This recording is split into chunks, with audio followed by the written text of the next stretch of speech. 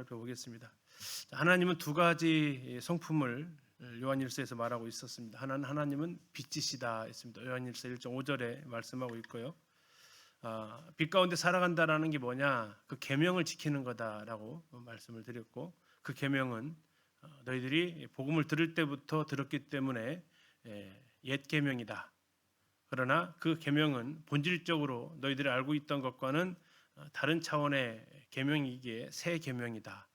이 서로 사랑하라는 그 계명을 지킬 것을 이제 말씀하면서 그것이 바로 우리가 빛 가운데 살아가는 모습이다라는 것을 14절까지 이렇게 볼 수 있었습니다. 자, 이 15절부터는 선생님 뭐 영화라든지 드라마를 보면 주인공도 있지만 그 반대편에서 열연하는 배우들이 있습니다. 그들을 누구라고 그래요? 조연. 그 중에서도 이제 그 역할들이 이제 악역을 맡은 배우들이 있어요. 악역이 잘해야 드라마가 재밌어요. 악역이 못해야 재밌어요. 악역이 잘해야 드라마는 더 재미가 있죠.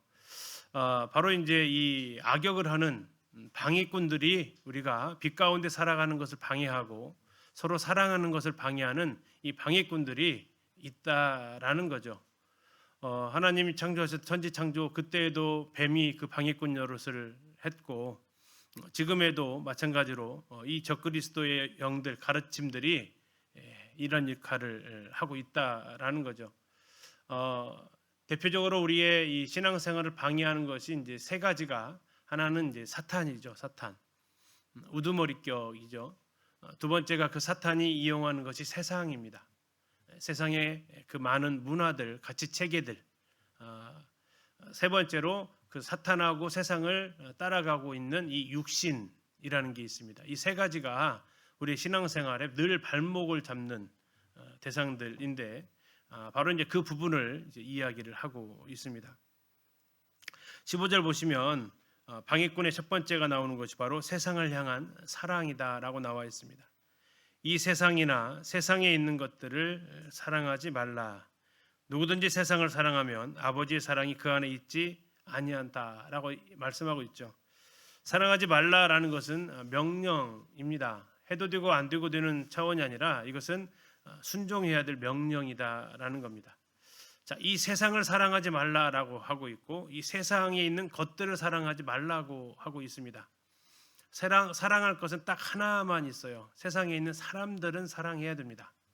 세상에 있는 사람들은 사랑의 대상이지만 이 세상도 이 세상에 있는 것도 사랑의 대상이 되어서는 안 된다라는 거죠. 요한복음 3장 16절에서 하나님이 뭘 사랑하셨어요? 세상을 사랑하셨어요. 거기서 사랑하신 세상은 누구예요? 그러면 세상에 있는 사람들이죠. 하나님은 이 세상을 또 이 세상에 있는 것들을 사랑하지 않으셨고 그러나 세상에 있는 사람들은 사랑하셨습니다. 여기서 말하고 있는 세상과 세상에 있는 것들은 뭘까요? 이 세상은 보이지 않는 것들입니다. 그리고 세상에 있는 것들은 보여지는 것들이다라고 생각하시면 되겠습니다. 자, 그래서 이 세상을 사랑하지 말아라. 보이지 않는 것들입니다. 바로 하나님을 대적해서 만들어낸 많은 이런 문화 체계들, 또 가치관들, 뭐 물질주의라든지 뭐 이런 것들, 더 나아가서 하나님보다 높아지려고 사람들이 하는 그러한 가치 체계, 가치관 이런 것들이 이제 세상이고요. 세상에 있는 것들은 그 세상이 만들어낸 그러한 가치관을 가지고 만들어낸 작품들이 있습니다. 그게 권력욕이라는 게 있죠. 뭐 좀 있으면 지방자치할 텐데 많은 현수막이 붙어 있을 겁니다. 정말 그 중에서 전주 시민을 위해서 전라북도 도민을 위해서 정치하겠다는 사람이 얼마나 될까? 말은 그렇게 하는데 상당히 많은 부분이 자기의 명예욕, 그 권력욕 이것에 들어가 있죠. 또 세상의 많은 재물들, 부, 또 세상의 쾌락, 즐거움들, 하나님을 대체하는 그런 많은 것들, 눈에 보여지는 것들이 세상에 있는 것들입니다. 그것에 대해서 사랑하지 말라라고 얘기하고 있습니다.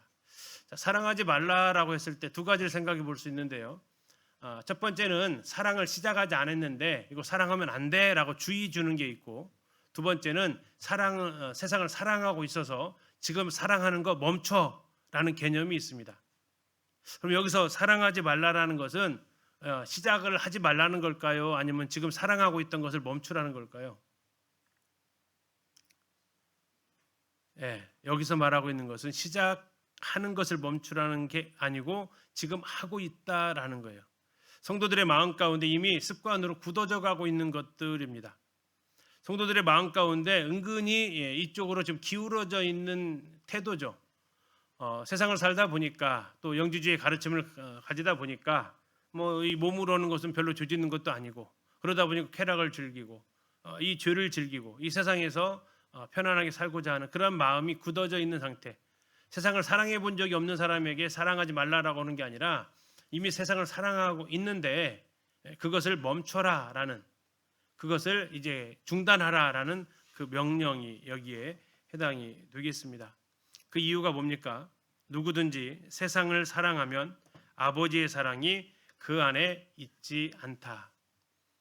세속주의, 세속성이죠. 사라져 버릴 것들에 대한 사랑, 없어져 버릴 것들에 대한 집착. 대표적으로 구약에서 롯의 아내로 비유가 되어지는 모습입니다. 세상을 사랑하는 사람 그 안에는 아버지의 사랑이 있지 않다. 그 사람 속에는 하늘 아버지에 대한 사랑이 없다. 있지 않다라는 것을 이제 더 강조하기 위한 거죠. 없다라는 겁니다. 자, 아버지의 사랑도 역시 지난번에 하나님의 사랑 이렇게 표현됐을 때 두 가지라고 했어요.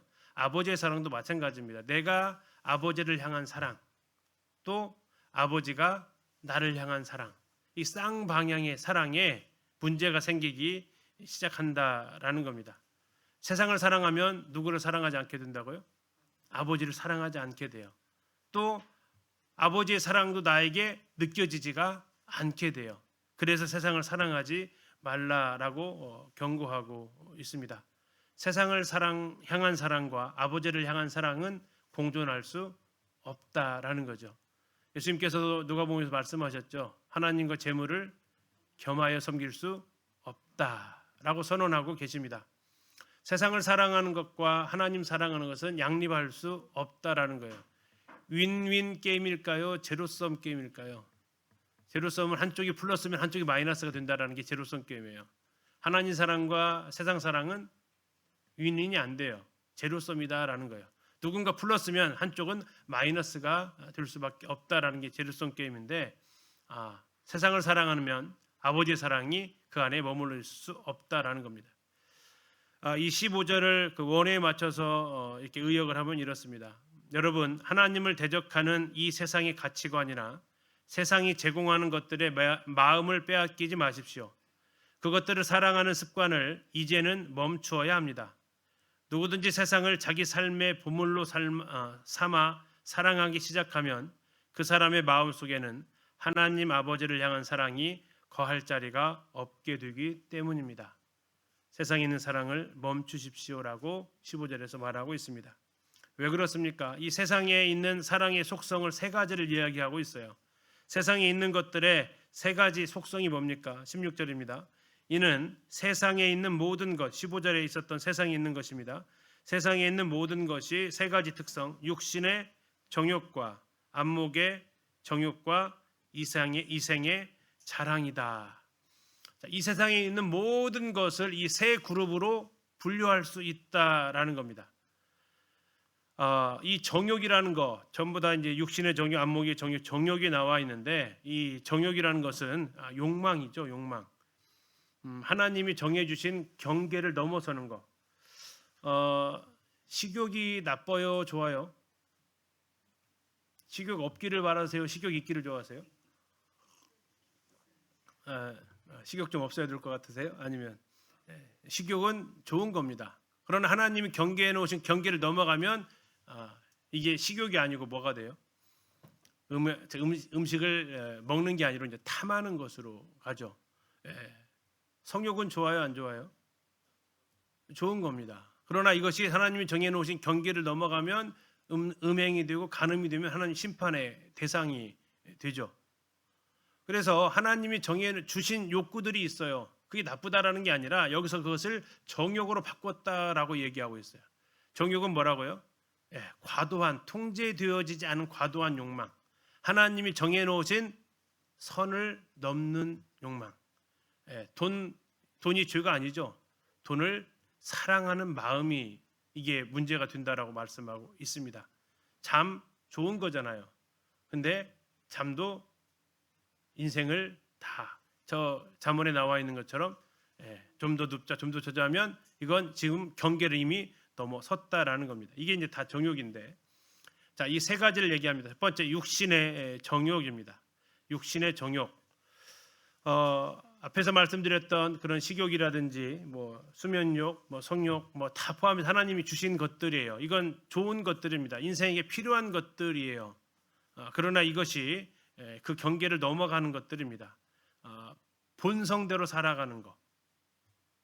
그래서 이제 텔레비전 광고에서 느끼는 대로 해, 뭐 이런 표현들이 하는 거. 이것들이 이제 타락한 본성을 자극하는, 그것을 위해서 살아가는 모습이 이제 육신의 정욕을 추구하는 삶이죠. 우리 식으로 말하면 뭐하고 얘기합니까? 목구멍이 포도청이야. 먹고 살려니 어쩔 수 없어 하는 것으로부터 시작을 하죠. 아담으로 말하면 무슨 내용이 됩니까? 선악과를 봤을 때, 여자가 봤을 때 어떻게 생긴 선악과가요? 먹음직도 하고. 예수님의 시험으로 가면은 예수님의 첫 번째 시험이 뭐였습니까? 돌들로 떡덩이가 되게 하라. 이게 전부 다 육신의 정욕. 이게 아담을 시험했던 것도 그 세 가지였어요. 예수님을 시험했던 것도 그 세 가지였는데, 동일한 우리에게도 시험하는 것도 그 세 가지고, 성경에 나와 있는 거 왜 이 세 가지밖에 없냐? 선언하고 있잖아요. 이 세상에 있는 모든 것은 이 세 가지 속으로 다 들어간다고. 결국 앞으로 우리에게 남아있는 시험도 이 세 가지 중에 하나가 해당이 될 거다라는 거죠. 두 번째는 안목의 정욕입니다. 눈으로 보는 것에서 일어나는 정욕들이죠. 보는 것이 곧 갖는 것이라고 생각하는 소유욕. 소유욕은 좋은데 그것을 갖다가 이제 과하면 어떻게 합니까? 훔칩니다. 과하면 어떻게 합니까? 빼앗습니다.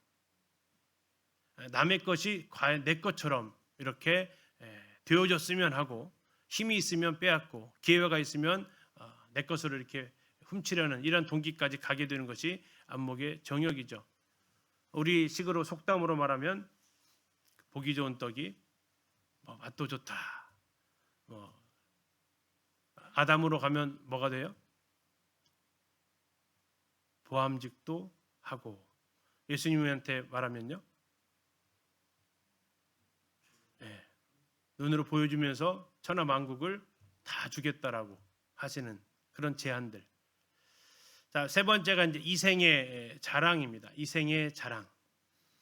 이 이생의 자랑은 어디에서 이 말이 유래를 했냐면 약장사한테 나온 말이에요. 약장사가 약을 어떻게 팔아요? 병 하나만 났는데 병 다 났는데요. 만병통치약으로 팔잖아요. 만병통치약으로 팔아요. 자, 이게 다시 말하면 과대 광고죠. 이생의 자랑이 바로 그 과대 광고를 들어가 있다라는 거예요. 과시하는 겁니다. 그래서 하나님 없이도 내가 행복할 수 있다. 하나님 없이 꿈꾸는 행복을 자랑하는 것이 이생의 자랑의 모습입니다. 자, 이생의 자랑. 우리 속담으로 말하면 뭐가 있을까요? 호랑이는 죽어서 가죽을 남기고 사람은 죽어서 이름을 남기고 싶은 욕망들이 있어요. 이름을 남기고. 아담으로 말하면 뭐 할까요? 아담과 하와로 가면 지혜롭게 할 만큼 탐스러웠다. 예수님한테 가면요, 성전 꼭대기에서 뛰어내려라. 그러면 많은 사람들이 널 우러러볼 것이다 하는 부추기는 이러한 것들이 바로 이생의 자랑들입니다. 이 세상에 있는 이 세 가지는 창세 이후로 아담과 하와에게 썼던 사탄의 방법이고, 예수님에게 사용했던 사탄의 방법이고, 사도 요한의 시대에 그리고 오늘날에도 우리에게도 계속해서 사용하고 있는 방법들입니다. 어쩌면 우리의 삶이 이 세 가지 중에 한 가지를 추구하면서 오늘을 살았을지도 모릅니다. 좀 더 잘 먹기 위해서, 또는 조금 더 멋지게 하기 위해서, 또는 조금 더 누구한테 인정받고 싶어서, 이런 것들이 이제 하나님 없이, 하나님 없는 그 공간을 채워보고자 하는 시도다라는 거죠. 자, 이것의 세 가지의 네 번째 특징이 뭡니까? 아버지께로부터 온 것이 아니고 세상으로부터 왔다라고 말하고 있습니다. 지금 누구와 누구의 대결이냐면 아버지께로부터 온 것을 취할 거냐, 세상으로부터 온 것을 취할 거냐의 싸움이다라는 거죠. 세상이 하나님과 지금 대적하고 있다라는 겁니다. 다시 말하면 하나님이 주시려는 게 있고 이 세상이 주려는 것이 있는데 하나님한테 도전장 내미는 거죠. 하나님, 당신이 주시는 것 내밀고 제가 주려는 걸 내밀어 볼게요. 과연 저 사람은 뭘 선택할까요? 대결해 보는 거죠. 그때 많은 사람들이 뭘 선택한다고요? 세상을 손 잡는다라는 거죠. 그 내어진 세계 중에 하나, 육신의 정욕이든 안목의 정욕이든 이생의 자랑이든 이 세 가지 중에 하나에 자꾸 손을 펼친다라는 겁니다. 2장 16절을 의역하면 이렇습니다. 사실 세상이 내세우는 모든 것들은 결국 세 가지로 요약됩니다. 우리 몸의 본능을 만족시키려는 무절제한 욕망, 눈에 보이는 화려함을 소유하려는 끝없는 탐심, 그리고 자기가 가진 자원을 뽐내며 하나님 없이 살려는 교만한 과시입니다. 이것들은 결코 우리 아버지께로부터 흘러나온 선한 것들이 아니라 하나님을 거역하는 이 세상의 뒤틀린 체계로부터 생겨난 것들입니다. 그래서 이것을 사랑하지 말라고 지금 말씀하고 있습니다. 자, 사랑해서는 안 되는 그 다음 이유가 17절에 나와 있습니다. 자, 이 세상도 그 정욕도 다 어떻다고요? 지나간다라는 겁니다. 지나간다라는 얘기는 사라져간다라는 얘기입니다. 이 세상도 사라지고 이 세상의 그 욕망도 다 사라져 버린다라는 겁니다. 뭐는 남습니까? 오직 하나님의 뜻을 행하는 자는 영원히 남게 된다라는 겁니다. 세상이 최고일 것처럼 주었던 육신의 종이 안목의 종 이생의 자랑 그거 전부 다 지나간다라는 겁니다. 지금 이 순간에 최고처럼 보여졌던 그것들이 잠시 후에는 무대 뒤로 사라져 버릴 것이다라는 겁니다. 아니, 사라져 버린다는 게 아니라 이 단어의 의미, 지나가되라는 의미를 좀 더 정확히 말하면 지금도 사라져 가고 있다라는 거예요. 화려하게 보일지 모르지만 지금도 퇴장하고 있다라는 거예요. 주님이 오심이 가까워질수록 야는 무대 밖으로 점점 밀려가는데 뭘 자꾸 지금 미련이 남는다고요? 사라져 버릴 것에 대해서 미련을 남겨두고 있다라는 그 책망이죠. 지금 여기서 말하고 있는 지나갈 거야가 아닙니다. 이 세상도 그 정욕도 지금 지나가고 있다라는 거예요. 퇴장 중이다라는 거예요. 퇴장 중인 걸 자꾸 끌어들여서 집착을 하게 되면 나중에 하나님께서 하나님의 뜻을 행하는 자가 영원히 남을 그 순간에 부끄러움을 당하게 되는 거죠. 마치 이 건물이 튼튼하다가 아니라 이 건물이 지금 무너지고 있다라는 거죠. 그러면 어떻게 해야 돼요? 빨리 탈출하는 것이지 여기에서 뭐 하나 더 집어오고 그런 것은 어리석은 모습이다라는 겁니다. 사라져버릴 것, 지나갈 것이다. 예언이 아닙니다. 미래형이 아니고 지금도 사라져가고 있습니다. 우리가 피부로 느끼고 있지 않나요? 우리들의 젊은 시절이 사라질 거예요. 좀 사라져가고 있어요. 안타깝지만 사라져가고 있잖아요. 그 총명함도 사라져가고 있고요. 그 체력도 사라져가고 있고요. 그 좋던 식욕도 어떻게 되고 있어요? 사라져가고 있어요. 요즘 뷔페 가는 게 별로 즐겁지가 않아요. 그렇죠? 그냥 갖다 주는 게 좀 낫고 하나 먹어도 하나만 제대로 먹고 싶고 이 전부 다 사라져가요. 그 젊을 때 그 잠 많던 그 시기도 어때요? 요즘은요? 안 깨우고 싶어도 눈이 떠져요. 그렇죠? 알람이 저를 깨우는 게 아니라 제가 알람을 깨우고 있어요. 이제 일어나야 되지 않겠니? 하면서 지나가고 있어요. 우리의 나이듦과 함께 지나가고 있고 주님의 가까이 오심과 함께 지나가고 있는데 그 지나가는 것들에 대해서 계속해서 미련을 두는 행동을 멈춰라라는 명령이 지금 15절부터 17절까지 있습니다. 희망은 뭡니까? 오직 하나님의 뜻을 행하는 자는 영원히 거한다. 영원히 남는다라는 것입니다. 하나님의 뜻을 행한다라는 게 뭡니까? 이 세상을 사랑하지 않고 세상에 있는 것들을 사랑하지 않고 빛 가운데 살아가고 서로 사랑하면서 살아가는 사람이 남는다라는 겁니다. 여기서 행하는 자 역시 마찬가지입니다. 아까 지나간다라는 게 미래가 아니고 여기도 행하는 자도 역시 지금까지 살아왔던 그 삶이 계속해서 이어지고 있는 상태. 그래서 하나님의 뜻을 행한다라는 건 지금도 하나님의 뜻을 행하고 있었고 그것이 앞으로도 계속해서 지속될 것을 말하고 있습니다. 영원히 거한다라는 게 왜 영원히 거합니까? 하나님이 영원하시기 때문에. 그러면 왜 이 세상이 그 정욕이 지나갑니까? 이 세상이 그렇게 유한하기 때문에 그렇습니다. 바로 15절에 17절까지 있는, 특히 17절에 있는 이 말씀이 그 세계적인 전도자 D.L. 무디가 자신의 좌우명으로 삼고 그 묘비명에 새겨지게 된 구절이 바로 이 17절이라고도 합니다. 그는 지나가고 있는 이 세상에 미련두지 않았다. 그는 영원히 남게 될 하나님의 뜻을 행하는 것을 그는 추구하며 살았다라는 겁니다. 유통기한이 지나가고 있는 것에 집착하지 말라라는 거죠. 지혜로운 사람은 유통기한에 투자하지 않습니다. 유통기한이 없는 것에 투자하는 사람이 지혜로운 사람이다. 17절을 원어에 맞춰서 의역하면 이렇습니다. 여러분 기억하십시오.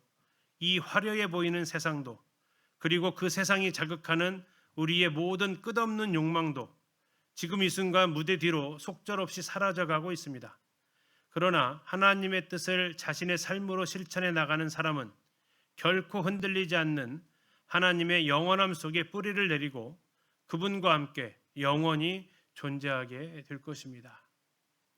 이게 우리의 희망을 어디다 걸어야 될지를 말하고 있습니다. 자, 이제 두 번째 방해물이 바로 사탄입니다. 아까는 세상이었다면, 그 육신이었다면 이제 사탄입니다.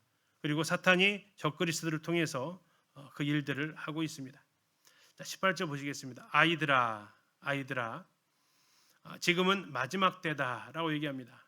자, 아이들아라는 것은 이제 아까 자녀들아 했을 때는 모든 성도들을 가리킨다라고 했고, 아이들아 했을 경우에는 아까 우리가 앞에서 아직 신앙의 초보 단계에 있는 성도들에 대한 표현이었습니다. 다시 말하면 구원받은 지 얼마 안 된 그런 물리적 시간을 얘기하는 게 아니라 구원받은 지 오래되었다 하더라도 진리에 서지 못한 그런 상태가 바로 아이들아에 해당됩니다.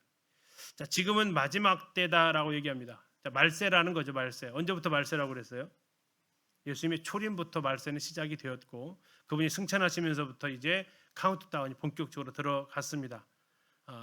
이때가 말세인데 지금도 말세. 이거 말세 아닙니까? 아니고 말세는 이미 예수님의 오심부터 시작을 한 겁니다. 마지막 때에 나타나셨다라고 성경 말하고 있어서 그렇습니다.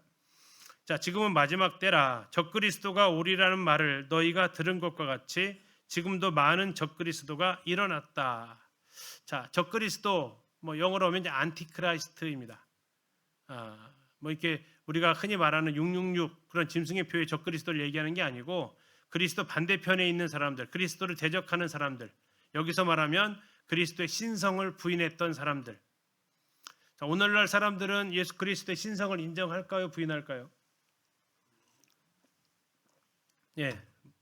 아주 곱상하게 아주 좀 있는 것처럼 부인하죠. 4대 성인으로 예수님을 추앙하는 것처럼 하면서 부인합니다. 그 정도 했으면 예수님 대우 충분히 해드렸죠. 예수님 4대 성인으로 해드릴게요. 그런데 그것이 아니다라는 거죠. 예수님은 변화산상에서 엘리야와 모세랑 같이 있는 그 순간에 베드로가 정신없는 말을 했잖아요. 초막 몇 개를 져요?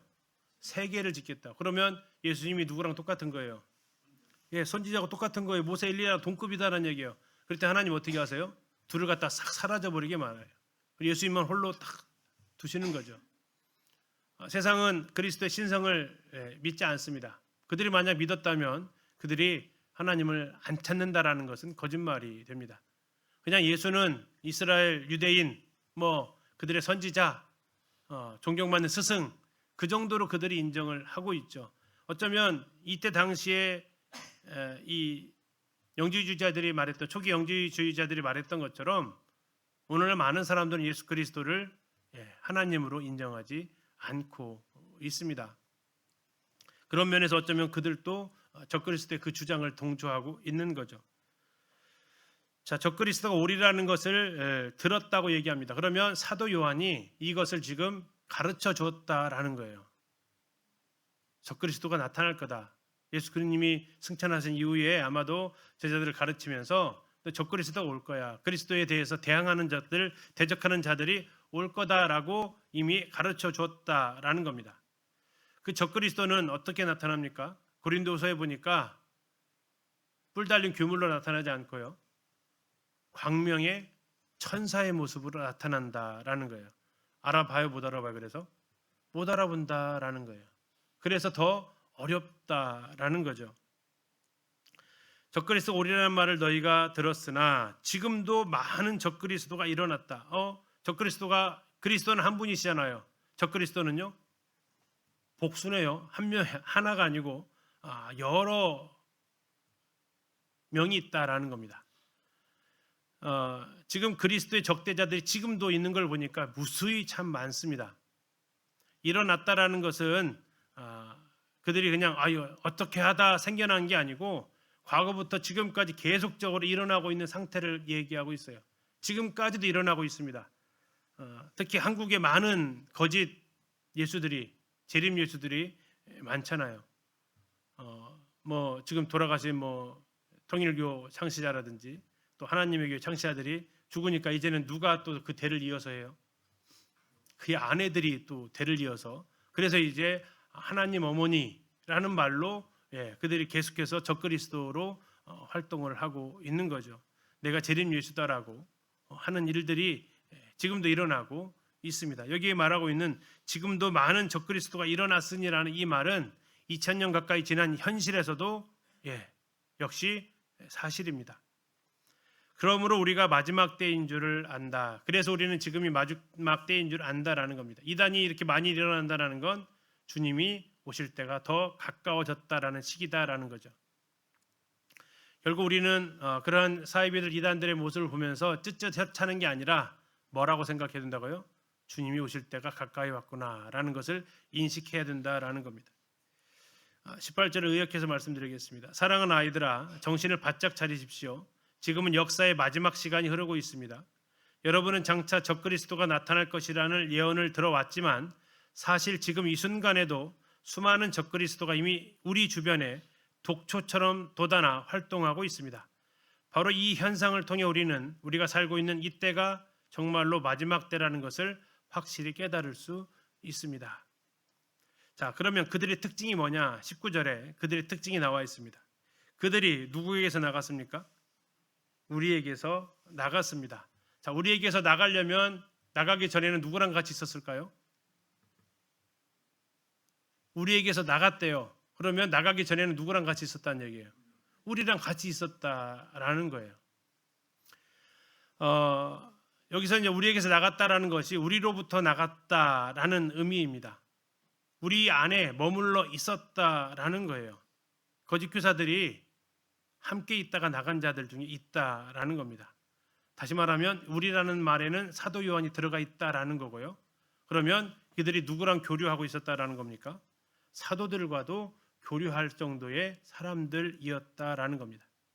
그런데 지금 어떻습니까? 우리에게 속하지 아니했다. 우리에게 속하지 않았다. 지금은 우리와 함께 있지 않다. 왜 그렇습니까? 만일 우리에게 속하였더라면 우리와 함께 거하였을 것이다. 그들이 나간 건, 적그리스도 그들이 나간 것은 우리에게 속하지 아니함을 나타내기 위함이었다. 만일 우리와 함께하고 있었다면 그들은 여전히 우리랑 거하고 있었을 것이지만 그러나 그들이 거짓 교사들이고 적그리스도의 영을 가지고 있었기 때문에 우리와의 교제권에서 이탈해서 떠나가 버렸다라는 겁니다. 우리의 교제권에서 떠났다라는 것 사실 자체가 우리에게 속하지 않았다라는 이것을 이야기하고 있습니다. 자, 나타내려 한다라고 마지막 절에 나와 있죠. 속하지 아니함을 나타내려 한다. 자, 이것이 바로 이제 나타내려고 한다. 누가 나타내려고 할까요? 우리에게 속하지 아니함을 나타내려고 해요. 누가 이것을 나타내기 위해서 나갔을까요? 하나님이 이렇게 하셨을까요? 그들이 그렇게 하고 나갔을까요?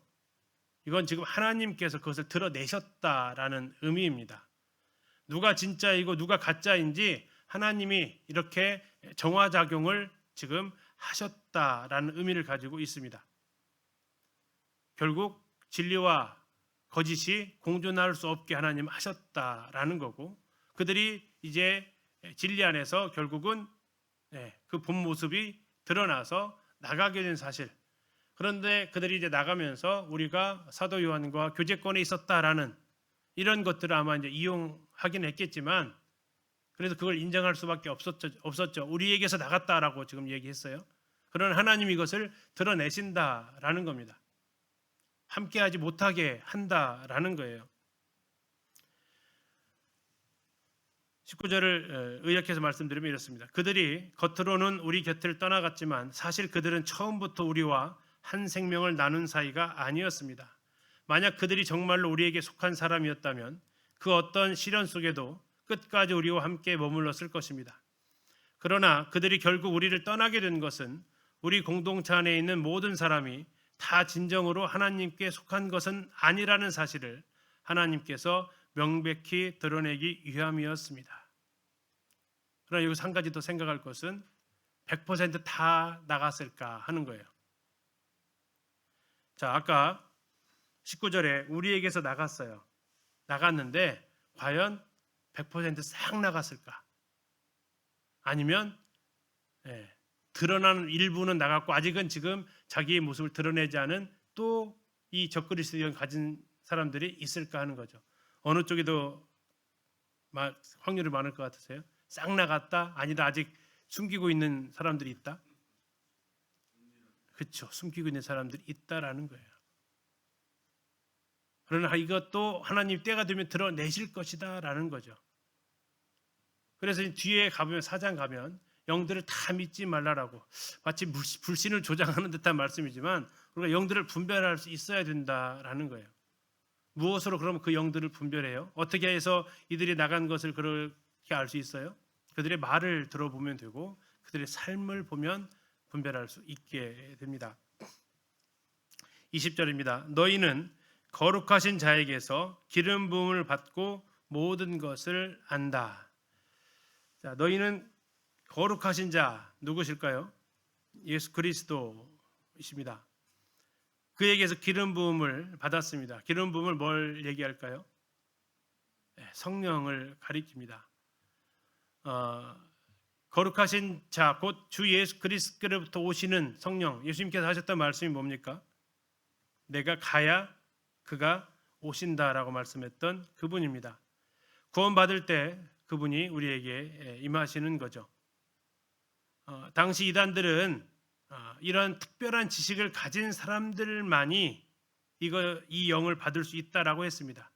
그러니까 이제 입교 의식, 입단 의식들이 지금도 이렇게 있어요. 아마 성도님도 들어보셨겠지만 뭐 일루미나이트라든지 이런 쪽에는 그쪽에 들어가는 입교 의식이 따로 있어요.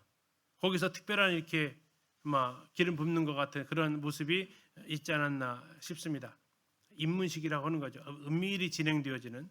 그러나 여기서 말하는 것은 모든 사람이 너희라고 얘기하고 있죠.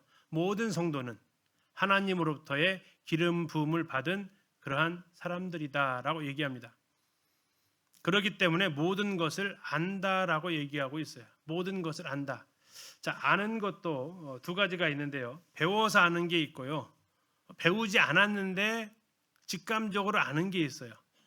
자, 그럼 여기서 한번 이제 생각 한번 해보세요. 영지주의자들은 배워서 안다고 말했을까요? 그냥 직감적으로 안다고 했을까요? 배워서 안다고 했던 사람들입니다. 이 신비한 지식을 그 배움을 통해서 자기가 익게 가지게 된 사람들, 그래야 그 사람들만이 구원받는다라고 이야기를 했어요. 그러나 여기서 말하고 있는 20절에서 말하고 있는 이 안다라는 것은 그 배워서 아는 게 아니고 직관적인 알물 이야기를 합니다. 이 말을 좀 풀어 얘기하면 이렇습니다. 성도가 백과사전식 지식을 다 가지고 있다라는 게 아니고 복음의 핵심, 또 이것이 진짜인지 가짜인지를 분별할 수 있는 감각이 구원받는 순간 생기게 된다라는 겁니다. 완전한 지식을 가지고 있다라는 게 아니고 구원받은 사람은 말씀을 들어보면 저거 진리다, 저거 이상하다, 분별력이 생긴다라는 의미입니다. 구원받은 지 오래되어야 생긴다고요? 구원받은 지 얼마 안 된 성도도 이게 생긴다고요? 안 된 성도도 이게 생긴다고요. 근데 이 초기 영지주의자들은 그렇지 않고 이건 많이 배우고 해서 특별한 지식을 소유해야 된다라고 했는데, 여기서 말하는 것 그렇지 않습니다. 구원받은 지 얼마 되지 않은 성도도 다니던 교회에서 뭐 이런 간증 들으실 겁니다. 이게 일반 교단에서 그 생활하실 때 복음을 듣고 구원을 받았어요. 그래서 이제 자기 교회에 참석을 했어요. 근데 그때부터 들리는 그 목사님의 설교가 어떻다고요? 아멘이 안 된다라는 거예요. 이상하게 좀 마음이 자꾸 불편하다라는 생각이 든다라는 거예요. 그게 왜 그래요? 저렇게 구원받는 게 아닌데 막 헌신하라 그러고 11조 내야 한다 그러고 막 아침 재단 새벽 재단 쌓아야 된다 그러고 이렇게 하게 되면 들을 때 저건 아닌데, 이런 감각이 분별력이 그 안에 일어난다라는 겁니다. 이걸 뭐에 비유하냐면 어린 아이가 이렇게 비유합니다. 어린 아이가 태어날 때 모든 장기를 다 가지고 태어납니까? 아니면 자라가면서 장기가 하나씩 추가가 됩니까? 모든 장기를 다 가지고 나오잖아요. 다만 그것이 어른에 비해서 왕성한 활동력을 지닌 것은 아니라 하더라도 구원받는 순간 우리도 이 영적인 분별력이 하나님께서 비록 어리지만 들을 때 이게 구분할 수 있는 분별력을 주셨다라는 거예요. 지금에서 기름 부음을 받고 성령이 내 안에 들어오신 그 순간부터 모든 것을 안다, 해박해진다라는 게 아니고 진리와 거짓 것에 대해서 분별할 수 있는, 이게 적그리스도 영으로부터 말하는 건지 성령에 의해서 말하는 건지 뭐 할 수 있다고요? 분별해낼 수 있는 이게 생긴다라는 거예요. 그래서 우리 초기에 성도님들이 구원받고 성경 구절, 세 구절, 네 구절 아는 데 가서 복음 전해가지고 구원받는 일들이 일어나는 거죠. 그게 왜 가능하냐? 바로 이 기름 부음이 우리에게 있기 때문에 가능합니다. 자, 20절 읽어드리면 이렇습니다. 그러나 여러분은 저 배교자들과는 다릅니다. 여러분은 거룩하신 주님으로부터 직접 성령의 기름 부음을 받은 사람들입니다. 그렇기에 여러분 안에는 진리가 무엇인지 그리고 무엇이 거짓인지를 분별할 수 있는 영적인 통찰력이 이미 주어져 있습니다. 이게 구원받은 사람의 모습이다라는 거죠. 그 초기 영지주의자들처럼 아니다, 신비한 지식을 알아가야 된다라는 것과는 정반대되는 거고, 우리는 그 경험을 통해서도 이 말이 진리임을 확인할 수 있습니다. 21절입니다. 내가 너에게 쓰는 것은 너희가 진리를 알지 못하기 때문이 아니라 알기 때문이요 또 모든 거짓은 진리에서 나지 않기 때문이라. 지금 적그리스도의 거짓된 가르침에 대해서 이것을 이야기를 하고 있습니다. 세번역으로 21절 읽어드리면 좀 쉽더라고요. 21절 세번역으로 한번 읽어드릴게요. 여러분이 진리를 알지 못한다고 해서 여러분에게 내가 이렇게 써보내는 것은 아닙니다. 오히려 여러분이 진리를 알고 있기 때문에, 그리고 또한 여러분이 거짓은 모두 진리에서 나오지 않는다는 것을 알고 있기 때문에 이렇게 써보내는 것입니다. 자, 몰라서 쓴다고요? 알고 있어 쓴다고요? 알고 있어서 쓴다라는 건데, 근데 아는데 왜 써요? 굳이 아는 걸 왜 쓸까요? 자, 여기서 알지 못하기 때문이 아니다라는 것은 너희가 이 진리에 대해서 초보자가 아니다라는 의미입니다. 너희가 초보자이기 때문에 쓰는 건 아니다라는 얘기예요. 이 진리에 대해서 너희들은 이미 알고 있다라는 겁니다. 알지 못하기 때문이 아니다라고 하면서 알기 때문에 뭘 알고 있을까요? 그들은 예수 그리스도가 하나님이심을 알고 있다라는 겁니다. 그걸 어떻게 알아요? 배워서 알아요? 구원받은 다음에 알아요? 구원받은 다음에 그들은 알게 되었다라는 거예요. 예수 그리스도가 그들의 주로서, 그들의 하나님으로서 고백을 하게 되었다라는 겁니다. 그리스도가 예수님께 임했다라는 그러한 채용설, 가연설을 주장하는 영지주의자가 가르칠 때 그들은 그걸 맞다라고 해요? 그건 아니다라고 해요? 그건 아니다라고 말할 수 있다라는 겁니다. 왜 그런 데 썼어요? 지금 얘기했죠. 몰라서 쓴 거 아니다. 알고 있어서 쓴다. 근데 알고 있는데 왜 쓰냐고요? 왜 썼을까요?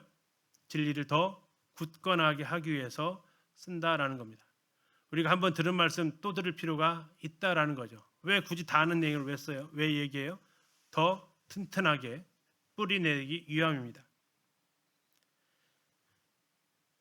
모든 거짓은 진리에서 나지 않았습니다. 이것은 하나님이 말씀하신 그 하나님의 본성과 어긋나는 것이 거짓이잖아요. 하나님 거짓말하실 수 없다라는 것이 진리입니다. 그래서 진리에서 나지 않았다라는 것은 거짓과 진리는 공존할 수 없고요. 진리는 진리만을 낳습니다. 조금이라도 만약에 거기에 거짓이 포함되어 있다면 99%의 진리인데 1%가 거짓이라면 그건 진리일까요? 거짓일까요?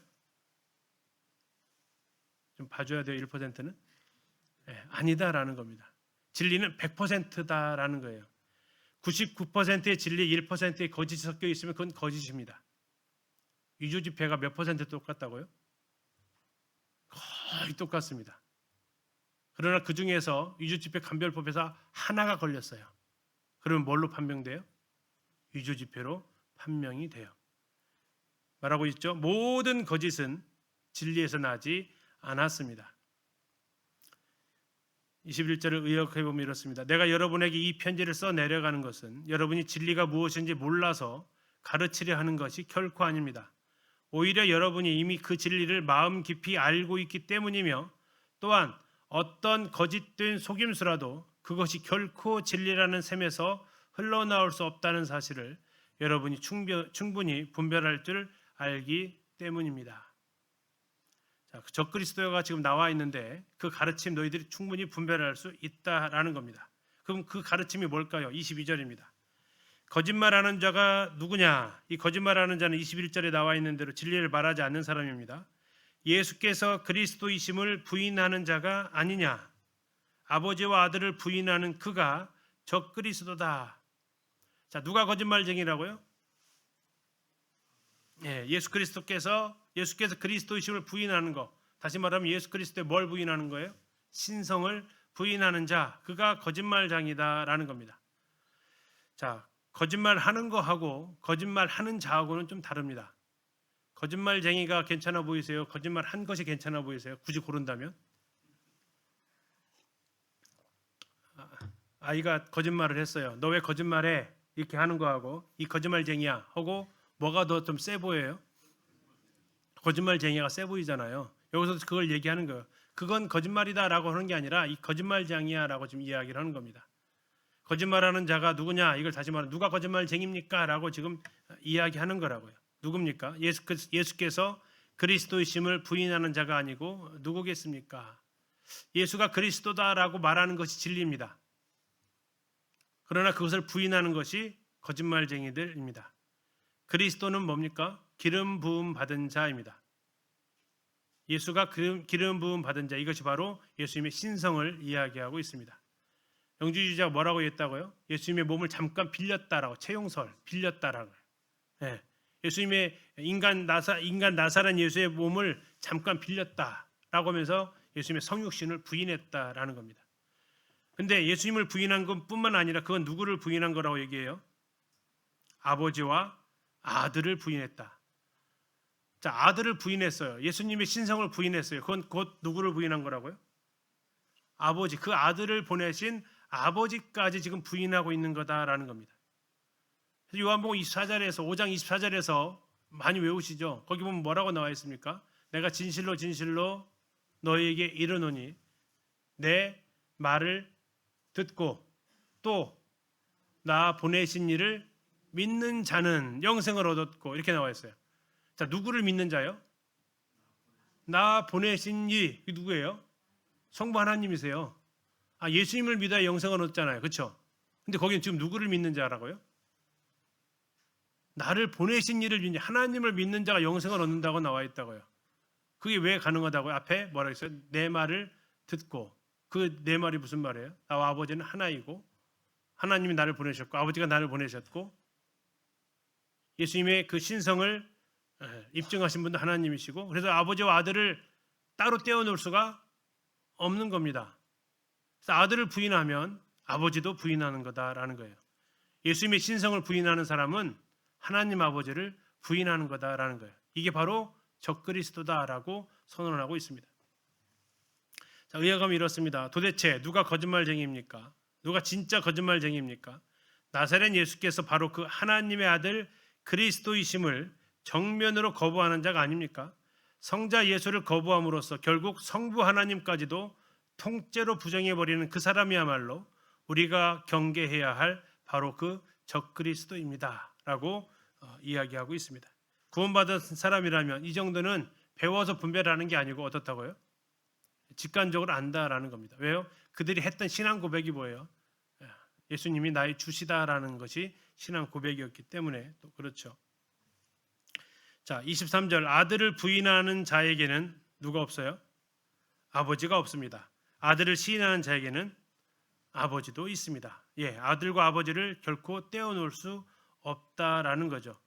부인하는 자, 예, 모두 다 예외 없다라는 겁니다.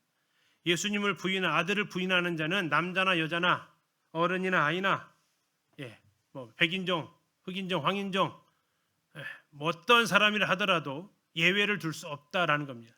예쁘니까 봐주고 권력이 있으니까 봐주고 그것이 통하지 않는다라는 겁니다.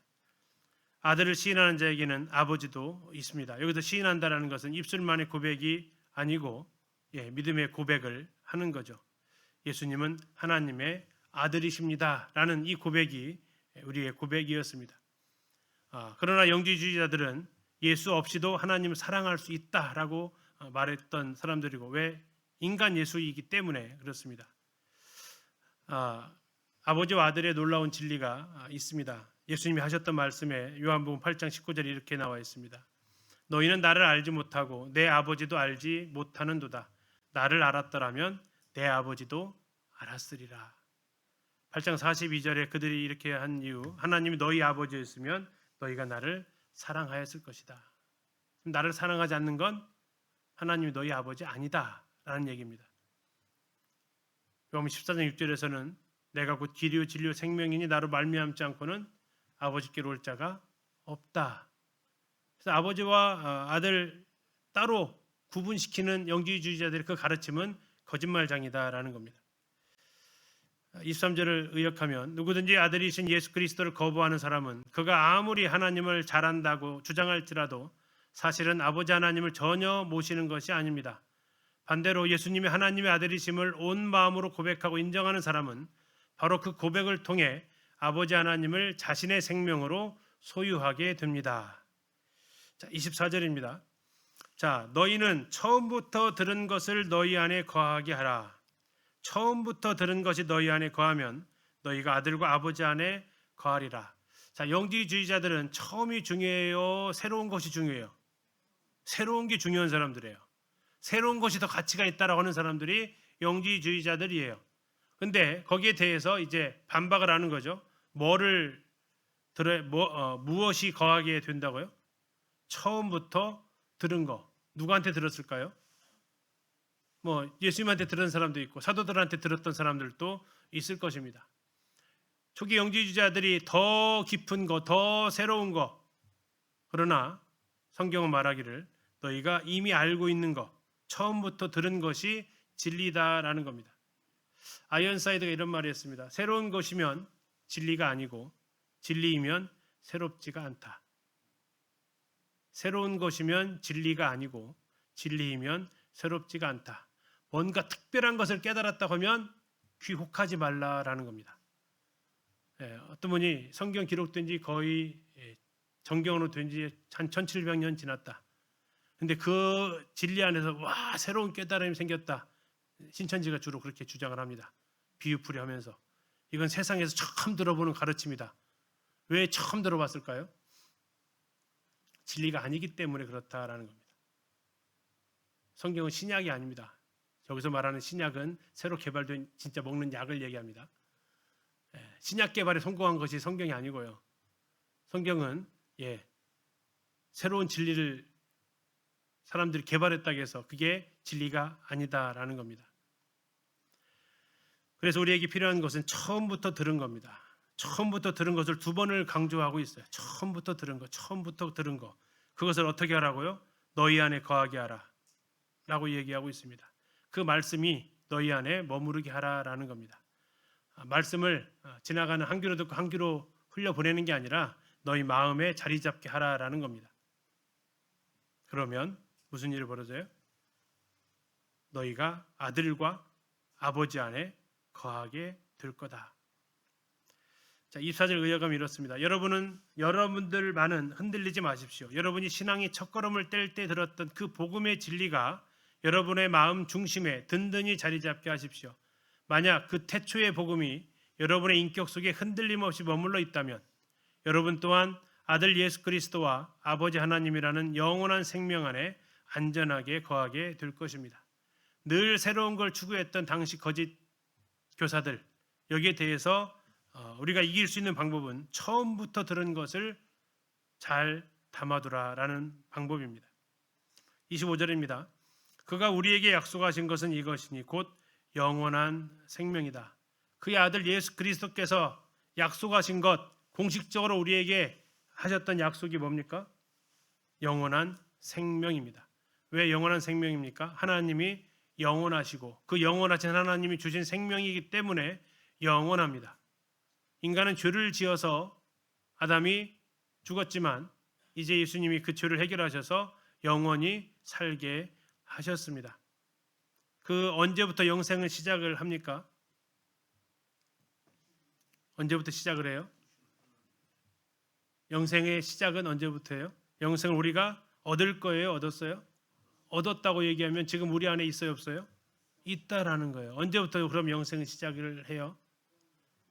구원받은 그 순간부터 우리는 영생을 시작을 합니다. 주 예수님을 영접할 때 우리는 그분의 생명이 우리 안에 들어온다라는 거죠. 그러나 영지주의자들은 구원받을 때가 아니라 신비한 지식을 알게 될 때라고 이야기를 합니다. 그래서 지금 그렇지 않다라는 겁니다. 그가 우리에게 약속하신 것은 영원한 생명입니다. 25절을 이어가면 주님께서 친히 우리에게 보증해 주신 그 위대한 약속은 바로 이것입니다. 그것은 단절되지 않는 하나님의 생명, 곧 그분과 영원토록 함께 누리는 영원한 생명입니다. 26절입니다. 너희를 미혹하는 자들에 관하여 내가 이것을 너희에게 썼노라. 자, 미혹하는 자들이 있었습니다. 미혹한다라는 것은 길을 잃고 헤매게 한다라는 겁니다. 진리에서 떠나게 하는 사람들을 여기서 말하고 있습니다. 미혹하는 자들 지금도 있다라는 겁니다. 요한 시대에도. 놀라운 것은 지금 우리가 살고 있는 이 시대에도 그들은 계속해서 미혹하는 자들로 자리하고 있다라는 거죠. 그들의 목적은 미혹하는 거, 아까 했던 대로 진리에서 이탈하게 만드는 겁니다. 그렇기 때문에 내가 이것을 썼다라고 이야기합니다. 무엇을 썼습니까? 25절까지의 내용이 바로 지금 우리가 18절부터 25절까지의 내용을 지금 여기에서 이야기하고 있습니다. 내가 이것을 썼다라는 것이 18절부터 25절까지 내용을 썼다라는 겁니다. 뭘 썼습니까? 적그리스도가 있을 것이다. 그들이 우리에게서 나갔다. 그러나 너희들은 성령의 기름 부음을 받았고 너희들은 예수 그리스도가 하나님의 아들이심을 믿는 사람이다. 그래서 그걸 믿었다면 그들이 가르치는 그 거짓된 가르침이 진리가 아니라는 것을 뭐 할 수 있어요? 분별해낼 수 있다라는 겁니다. 지금도 여러분을 진리에서 떨어뜨려 길을 잃게 만들려고 호시탐탐 기회를 노리는 저 미혹하는 자들이 있습니다. 내가 지금까지 이 긴박한 사실들을 여러분에게 써보낸 것은 오직 여러분이 그들의 속임수를 간파하고 믿음을 굳게 지키게 하기 위함입니다. 많은 사람들이, 이단들이 하는 것이 우리에게 영생이 있음을 얘기하는 게 아닙니다. 영생이 있다라고 얘기하지 않습니다. 영생을 취하라라고, 영생을 얻어야 된다라고, 그래서 분발해야 된다라고, 헌신해야 된다고 이렇게 이야기를 하는데 우리는 거기에 대해서 단호하게 말할 수 있어야죠. 이미 내 안에 영생이 있다. 27절입니다. 너희는 주께 받은 바 기름 부음이 너희 안에 거하나니. 자, 기름 부음이 누구라고요? 성령이십니다. 성령님 우리 안에 거하십니다. 자, 그 다음 문장이 이제 약간 논쟁을 하는 부분인데, 논쟁할 건 전혀 없는데 논쟁이 되는 부분이에요.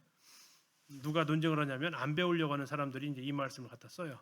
자, 뭐라고 나와 있어요? 아무도 너희를 가르칠 필요가 없고 오직 그의 기름 부음이, 성령이 모든 것을 너희에게 가르치며 또 참되고 거짓이 없으니 너희를 가르치신 그대로 주 안에 거하라. 이렇게 나와 있습니다.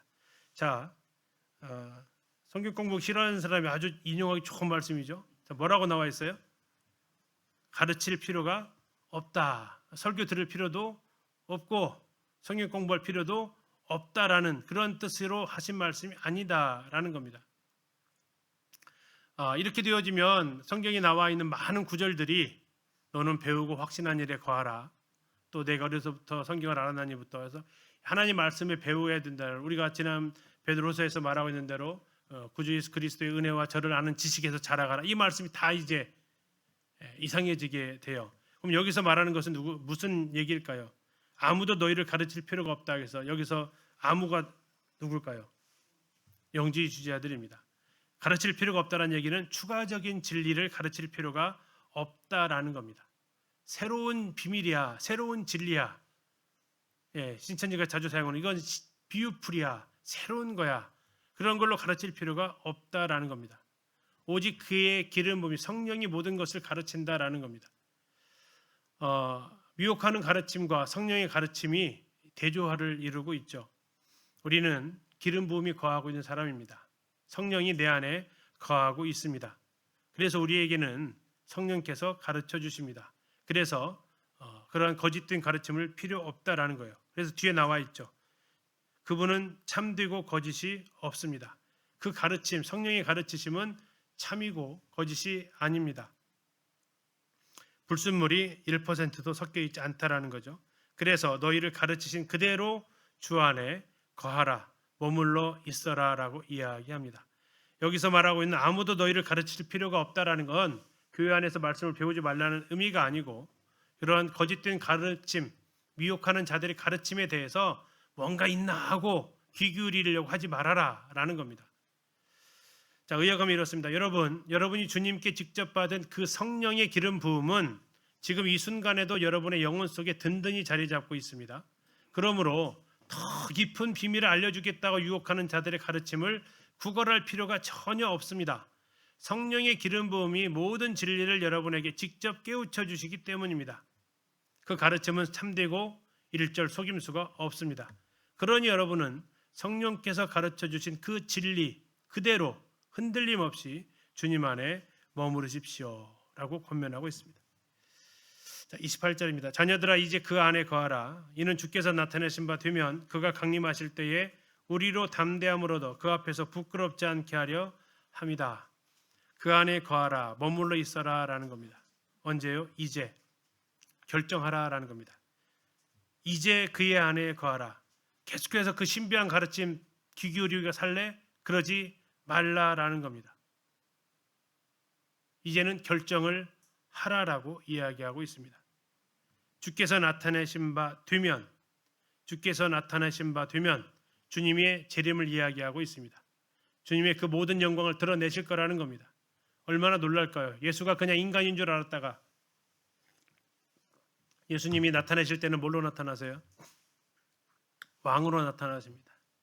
심판하실 분으로 나타나세요. 인간인 줄 알았던 그분이 왕으로 등장하는 그 순간 우리는 고전 소설 속에서 그 장면을 봅니다. 춘향전 잘 아시잖아요. 잔치 벌이고 있을 때 그 찌그러진 갓 쓰고 허름한 옷을 입은 사람이 붓 하나 달라고 하고 했더니 애있다 거기서 그거 먹고 이렇게 하라고 하면서 그게 누구로 알아봐요? 거지로 알아봤다가 잠시 후에 어떻게 등장해요? 어사출도요 하면서 등장할 때 얼마나 거기에 있었던 탐관오리들이 놀라 자빠집니까? 그 어사를 몰라봤던 이것이 그날에 일어날 거다라는 거예요. 이들이 예수 그리스도를 하나님 아들이심을 몰라서 지금도 예수님을 믿지 않고 있는 세상의 많은 사람들이 아마 뒤로 자빠지게 될 거다라는 거죠. 이는 주께서 나타나신 바 되면 무슨 일이 벌어져요? 그가 강림하실 때에 우리로 뭘 얻어요? 담대함을 얻습니다. 우리는 왜 담대함을 얻을까요? 우리는 그분을 누구로 시인했어요? 주로 하나님의 아들로 메시아로 그리스도로 시인했어요. 그래서 그분이 오실 때 이제 어떻게 돼요? 와, 우리는 두렵고 저기 막 그 상 밑으로 그 마루 밑으로 기어 들어가지 않아도 되는 거죠. 우리는 그분을 제대로 알고 제대로 섬겼기 때문에 여기서 지금 주께서 나타내신 바 되면 그가 강림하실 때 이렇게 나와 있잖아요. 강림하실 때가 당시 어떻게 쓰여졌던 문자냐면 로마 황제가 방문한다라는 그 단어예요. 황제가 그곳에 딱 찾아가게 되면 일이 이제 달라진다라는 거죠. 이것이 주님 앞에서 이제 일어날 일입니다. 자, 우리로 담대함을 얻는다라는 건 누굽니까? 첫 번째 사도죠. 사도 요한이 있었으니까. 다음에 이 글을 읽는 성도들이고, 더 나아가서 이 글을 우리가 대하고 있는 우리가 되기를 바라는 겁니다. 공통점은 예수 그리스도가 하나님의 아들이심을 믿는 자들, 예수 그리스도가 나의 주이심을 고백하는 자들입니다. 그 앞에서 우리는 부끄럽게 되지 않습니다. 뒤집으면 적그리스도들은, 거짓 교사들은 무슨 일을 당하게 돼요? 그러면 부끄러움을 당하게 될 겁니다. 요한이 이제 28절을 쓰면서 마지막 절을 쓴 것이 참 한 번 더 생각하는데요. 다시 잘 한번 보실게요. 그가 강림하실 때 우리로 담대함을 얻어, 이렇게 했습니다. 지금 사도 요한은요, 여기다가 너희로 담대함을 얻어 이렇게 써야 어쩌면 맞아요.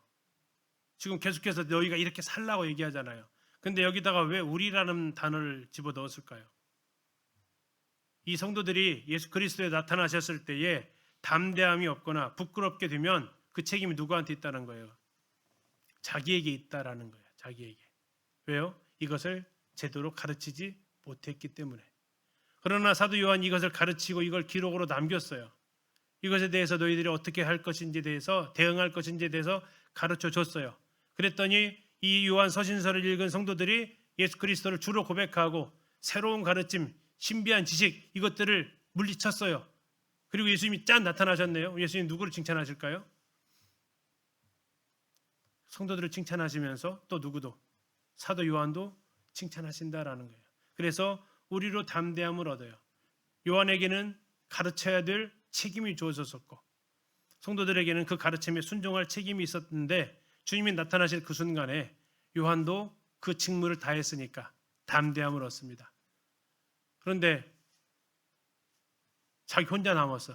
성도들은 다 이단 가르침에 미혹돼서 떠나갔어. 근데 주님이 딱 왔어. 그럼 어떻게 될까요? 담대할까요? 안 된다는 얘기예요. 부끄럽지 않을까요? 부끄럽다라는 얘기예요. 그래서 사도 요한은 이것을 얘기하면서 이것을 기록하고 있는 거죠. 그래서 강단에서 말씀을 전하고 성경을 공부하는 것이 인도자들의 책임이기도 하고, 또한 성도들의 권리이기도 하고, 또한 성도들의 책임이기도 하고, 인도자들이 마땅히 해야 될 사역이기도 합니다. 나의 사랑하는 자녀 여러분, 그러므로 이제는 주님 안에 든든히 뿌리를 내리고 머무십시오. 그렇게 해야만 장차 주님께서 그 영광의 정체를 드러내실 때 우리가 그분의 당당한 임재 앞에서 고개를 떨구며 부끄러워하는 것이 아니라 오히려 확신에 가득 찬 기쁨으로 담대하게 주님을 맞이할 수 있기 때문입니다. 마지막 29절입니다. 너희가 그가 의로우신 줄을 알면 의를 행하는 자마다 그에게서 난 줄을 알리라. 이건 이제 그 콩 심은 데 콩난다라는 의미입니다. 그가 의로우신 줄을 알면 의를 행하는 자마다 그에게서 난 줄 안다. 무슨 뜻 같아요? 여러분이 하나님께서 의로우신 분인 줄 알아요. 그러면 너희들도 무슨 행동을 하며 살아요? 의로운 행동을 하면서 산다라는 의미입니다. 의를 행하는 자마다 하나님에게서 났습니다. 다시 말하면 하나님에게서 난 자는 뭐를 한다고요? 의를 행한다라는 겁니다. 의를 행해야 하나님의 아들이 된다라고 말하지 않습니다. 하나님의 아들이기 때문에 의를 행하고, 의를 행하는 모습을 보니까 하나님의 아들임이 증명되어졌다라는 겁니다. 자녀들 키우다 보면 꼭 닮은 행동들을 하죠. 어쩜 저렇게 닮았을까? 그래서 뭐는 못 속인다고요? 피는 못 속인다라고 얘기해요. 부모의 피도 못 속인다면 하나님의 피를 어찌 속일 수 있겠냐 하는 거죠. 하나님께로부터 났기 때문에 하나님이 의로우셔서 그도 의를 행하더라라는 겁니다. 의역은 이렇습니다. 여러분, 우리 주님이 얼마나 의로우신 분인지 여러분이 진정으로 깨달았다면 이 사실 또한 명심하십시오. 삶 속에서 지속적으로 의를 실천하며 살아가는 사람이야말로 그가 진정으로 하나님께로부터 태어난 그분의 자녀라는 사실을 입증하는 것입니다. 당시의 영주주의자들은 어떻게 살았다고요? 죄 짓는 거 아무 문제 안 된다고 했어요. 이게 의를 행하는 게 아니라 죄를 져도 문제 안 된다고 하니까 죄를 짓는 것을 불편해하지 않았다고요. 그러면 그들은 의를 행하지 않았으니까 누구에게서 난 것이 아니에요? 하나님에게 난 것이 아니에요. 의를 행하고 있다라는 그 사실 자체가 하나님에게서 난 거다라는 거예요. 그래서 그들의 삶을 보면 지금까지는 그들의 말이었다면 그들의 삶을 보면 하나님께로부터 난 자인지 아닌지 알 수 있다라는 거죠. 자, 잠시 10분 쉬었다가 이제 요한일서 3장 들어가도록 하겠습니다. 10분 쉬겠습니다.